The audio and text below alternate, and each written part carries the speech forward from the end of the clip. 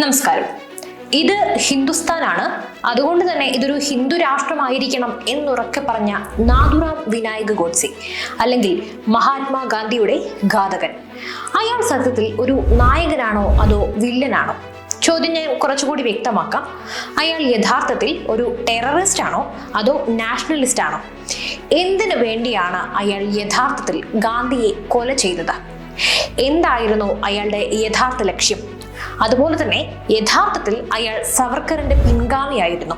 ചരിത്രത്തിലെ എല്ലാ പഴുതുകളും അടച്ചുകൊണ്ട് എന്താണ് അന്നവിടെ യഥാർത്ഥത്തിൽ സംഭവിച്ചത്, കൂടാതെ ഇപ്പോൾ ചോദിച്ച ചോദ്യങ്ങൾക്കുള്ള കൃത്യമായ ഉത്തരങ്ങളും നമുക്ക് വ്യക്തമായി തന്നെ ഈ വീഡിയോയിലൂടെ മനസ്സിലാക്കിയെടുക്കാം, അതും കൃത്യമായ തെളിവുകളുടെ അടിസ്ഥാനത്തിൽ മാത്രം. ഇന്ത്യ മഹാരാജ്യത്തിൽ കോളിളക്കം സൃഷ്ടിച്ച, ഇളക്കിമറിച്ച ഒരു ദിവസം, അതാണ് 1948 ജനുവരി 30 തന്റെ വൈകുന്നേര പ്രാർത്ഥനയ്ക്കായി മരുമക്കളായ ആഭിയുടെയും മനുവിനോടുമൊപ്പം ബിർള ഹൗസിൽ നിന്നും ഇറങ്ങി നടക്കുകയായിരുന്നു ഗാന്ധി. അവിടെ ഏകദേശം ഒരു 250 ആളുകൾ തിങ്ങി നിൽപ്പുണ്ട്. എല്ലാവരും തന്നെ ഗാന്ധിക്കായുള്ള കാത്തിരിപ്പിലുമാണ്. ഗാന്ധി പതിയെ ജനക്കൂട്ടത്തിനിടയിലേക്ക് നടന്നു. പെട്ടെന്ന് ഒരു കാക്കി വസ്ത്രം ധരിച്ചയാൾ ഗാന്ധിക്കടുത്തേക്ക് വന്ന് അദ്ദേഹത്തെ നോക്കി തൊഴുതുകൊണ്ട് കാൽ തൊട്ട് വന്ദിച്ചു. ഗാന്ധിയും അയാളെ നോക്കി പ്രസന്നമായ മുഖത്തോടെ നിന്നു. എന്നാൽ വളരെ പെട്ടെന്ന് തന്നെ ആ കാക്കി വസ്ത്രധാരി തന്റെ കയ്യിൽ മറച്ചു പിടിച്ച തോക്കെടുത്ത് ഗാന്ധിക്ക് നേരെ നിറയൊഴിച്ചു. 3 വെടിയുണ്ടകൾ. അവിടെ കൂടി നിന്നവരെല്ലാം തന്നെ ഒരു നിമിഷം സ്തംഭിച്ചു പോയി. കുറച്ചു നേരത്തേക്ക് ആർക്കും എന്താണ് സംഭവിച്ചത് എന്ന് പോലും മനസ്സിലായില്ല. ആ കാക്കി വസ്ത്രധാരിയുടെ പേരാണ് നാഥുറാം വിനായക് ഗോഡ്സെ. ആരാണ് അയാൾ? എന്തായിരുന്നു അയാളുടെ ലക്ഷ്യം? ഈ ചോദ്യങ്ങൾക്കുള്ള ഉത്തരങ്ങൾ അറിയണമെങ്കിൽ ആദ്യം നമ്മൾ ആരാണ് ഈ നാഥുറാം വിനായക് ഗോഡ്സെ എന്ന് മനസ്സിലാക്കിയിരിക്കണം. എങ്കിൽ ആദ്യം ആ കഥയിലേക്ക് പോകാം. ആരായിരുന്നു ഗോഡ്സെ? മഹാരാഷ്ട്രയിലെ പൂനെയിലെ ബാരാമതിയിലുള്ള ഒരു കൊങ്കണി ബ്രാഹ്മണ കുടുംബത്തിൽപ്പെട്ടയാളായിരുന്നു ഗോഡ്സെ. പോസ്റ്റൽ ജോലിക്കാരനായിരുന്ന വാമനറാവു ഗോഡ്സെയുടെയും ലക്ഷ്മിയുടെയും മകനായിരുന്നു നാഥുറാം. 1910 മെയ് 19 ജനനം. പുനെയിലെ ബാരാമതിയിലെ സ്കൂളിലായിരുന്നു പ്രാഥമിക വിദ്യാഭ്യാസം. എന്നാൽ അത് പൂർത്തിയാക്കിയില്ല. 5ാം ക്ലാസ്സിന് ശേഷം താല്പര്യക്കുറവും അതുപോലെ തന്നെ വീട്ടിലെ ബുദ്ധിമുട്ടുകളും കാരണം പഠനം പാതി വഴിയിൽ ഉപേക്ഷിക്കുകയാണ്. എന്നാൽ തന്റെ കൗമാരകാലത്ത് നാഥുറാമും അനുജൻ ഗോപാലും തികഞ്ഞ ഗാന്ധി ഭക്തനായിരുന്നു. സ്കൂൾ കാലത്ത് ഗാന്ധിജി തന്നെയായിരുന്നു ഇരുവരുടെയും റോൾ മോഡലും. 1929 ഗോഡ്സെയുടെ കുടുംബം ബാരാമതിയിൽ നിന്ന് രത്നഗിരിയിലേക്ക് താമസം മാറ്റുകയാണ്.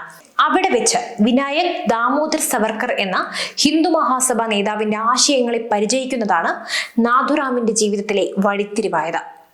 അങ്ങനെ പിന്നീട് ദേശീയവാദ ആദർശങ്ങളിൽ നിന്ന് പ്രചോദനം ഉൾക്കൊണ്ട് അദ്ദേഹം ഹിന്ദു മഹാസഭയിലും ഇന്ത്യയുടെ ഭരണകക്ഷിയായ BJPയുടെ പ്രത്യാശാസ്ത്ര ശില്പിയായ രാഷ്ട്രീയ സ്വയം സേവക് സംഘ് അതായത് RSSലും ചേരുകയാണ്. 1932 വരെ തങ്ങളുടെ പ്രവർത്തകനായിരുന്നു ഗോഡ്സെ എന്ന് RSS നേതൃത്വവും സമ്മതിക്കുന്ന ഒരു കാര്യമാണ്.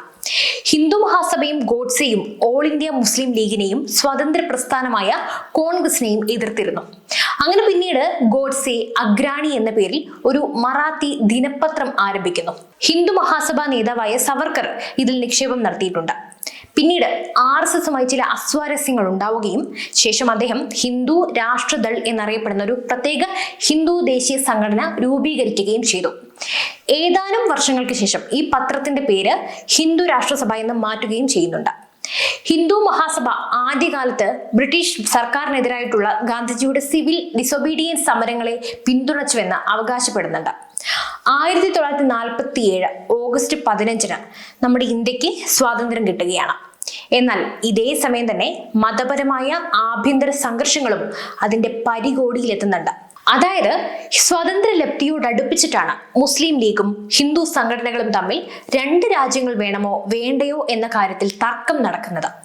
ഗാന്ധിജിയുടെ നയങ്ങളും പ്രവൃത്തികളും തന്റെയും തന്റെ സംഘടനയുടെയും പ്രഖ്യാപിത നയങ്ങൾക്ക് വിലങ്ങ് നിൽക്കുന്നു എന്ന തോന്നൽ ഇദ്ദേഹത്തെ ഇല്ലാതാക്കണം എന്ന തീരുമാനത്തിലേക്ക് ഗോഡ്സെയെയും സംഘത്തെയും എത്തിക്കുകയാണ്. 1947 തന്നെ വിഭജനാനന്തരം പഞ്ചാബ് പ്രവിശ്യയിൽ നടക്കുന്ന ആക്രമണങ്ങൾക്ക് അറുതി വരുത്താൻ വേണ്ടി ഗാന്ധി ദില്ലിയിലേക്ക് താമസം മാറ്റിയിരുന്നു. സ്വാതന്ത്ര്യാനന്തര ഇന്ത്യയിൽ ഹിന്ദുക്കൾ വിവേചനം നേരിടുന്നു എന്ന പക്ഷക്കാരനായിരുന്നു ഗോഡ്സെ. 38 ഹൈദരാബാദിൽ വെച്ച് നടന്ന ഒരു ഹിന്ദു റാലിയിൽ പങ്കെടുത്ത് അറസ്റ്റ് ചെയ്യപ്പെടുന്നുമുണ്ട് ഗോഡ്സെ. പിന്നീട് അങ്ങോട്ട് ജയിലിൽ സ്ഥിരം വിരുന്നുകാരനായിരുന്നു. പല കാരണങ്ങളാലും ഗാന്ധിജിയാണ് ഈ വിഭജനത്തിന് കാരണക്കാരനെന്ന് ഉറച്ചു വിശ്വസിച്ചിരുന്നു ഗോഡ്സെ. 48-ൽ പാകിസ്ഥാന് അന്നത്തെ 55 കോടി രൂപ ഇന്ത്യ വിട്ടുകൊടുക്കണമെന്ന് ഗാന്ധി വാദിച്ചായിരുന്നു അവസാനത്തെ പ്രകോപനം.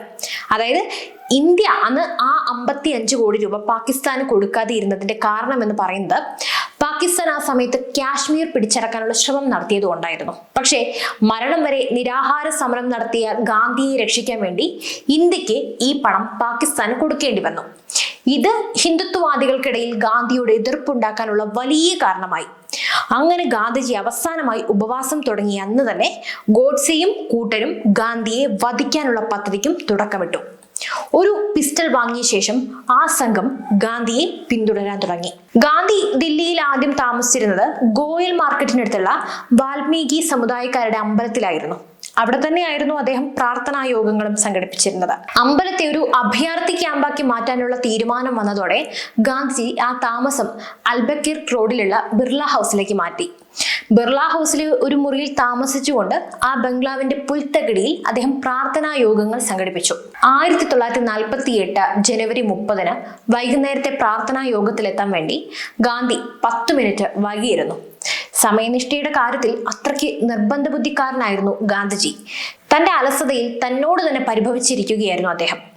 ആ നടത്തത്തിനിടെ ഒരു യുവാവ് നാഥുറാം വിനായക് ഗോഡ്സെ കൂപ്പിയ കൈകളോടെ ഗാന്ധിജിയുടെ നേർ അടുക്കുകയാണ്.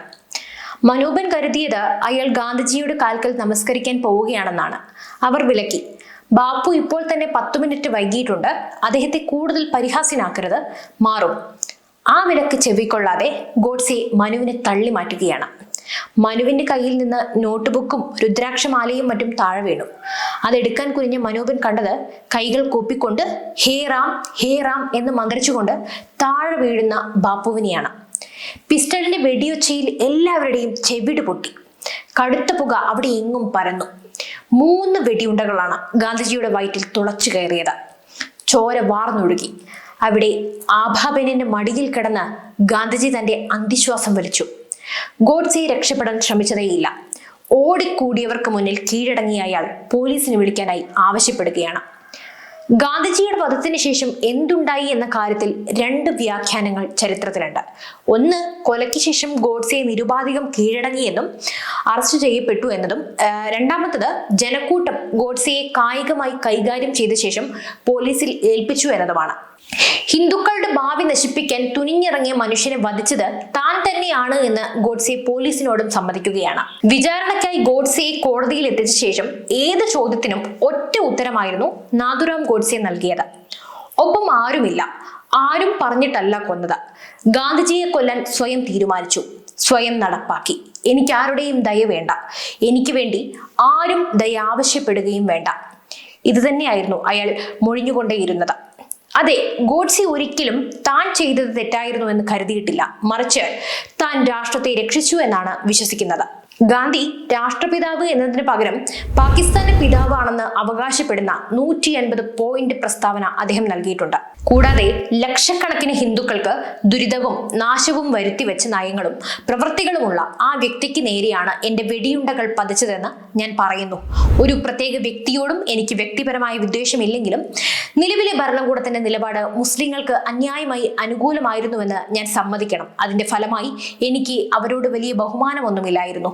എന്നിരുന്നാലും നയത്തിന് കാരണമായ ഒരേ ഒരു കാര്യം ഗാന്ധിയുടെ സാന്നിധ്യമാണെന്നും എനിക്ക് കാണാൻ കഴിഞ്ഞു. ഗാന്ധിയുടെ അഭാവത്തിൽ ഇന്ത്യൻ രാഷ്ട്രീയം പ്രായോഗികമാകുമെന്നും തിരിച്ചടിക്കാൻ കഴിയുമെന്നും സായുധ സേനയിൽ ശക്തമാവുമെന്നും തീർച്ചയായും തെളിയിക്കപ്പെടും. സംശയമില്ല, എന്റെ വ്യക്തിജീവിതം എവിടെ നശിക്കപ്പെട്ടാലും പാകിസ്ഥാന്റെ കടന്നുകയറ്റത്തിൽ നിന്ന് എന്റെ രാഷ്ട്രം രക്ഷിക്കപ്പെടും.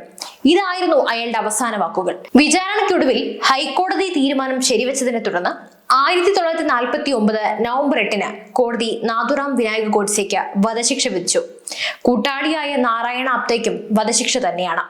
കൂട്ടുനിന്ന മറ്റ് 6 പേർക്ക് ജീവപര്യന്തവും തടവും വിധിച്ചു. അങ്ങനെ 1949 നവംബർ 15 ഗോഡ്സെയെ തൂക്കിലേറ്റി.